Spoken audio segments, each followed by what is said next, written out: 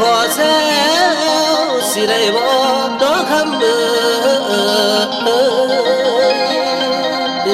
อย่าสุเฝ้าเอิ้นพอให้ขอแซ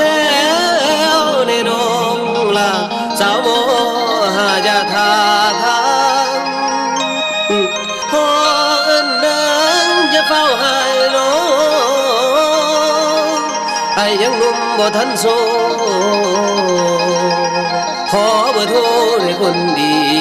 ปัญหามีเวลาว่างไอ้สิโทรมาน้อง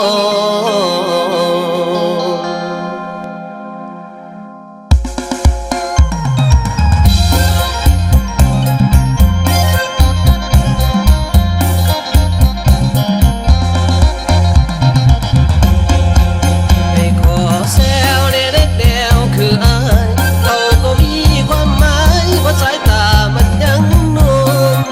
เป็นสา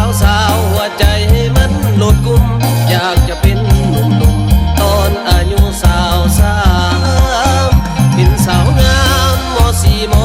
.5มันภูมิใจหนักหนาอยากพาเมียเฒ่าอยู่เฮือนปัดแต่งกันมาได้5 ปีกับ6 เดือนปัดแต่งกันมาได้5 ปีกับ6 เดือนชีวิตบ่คือเพื่อนเหมือนดังไฟสุมสวงโอ้ยโนนางดวงของไอ้ที่ใส่ไปหรือบ่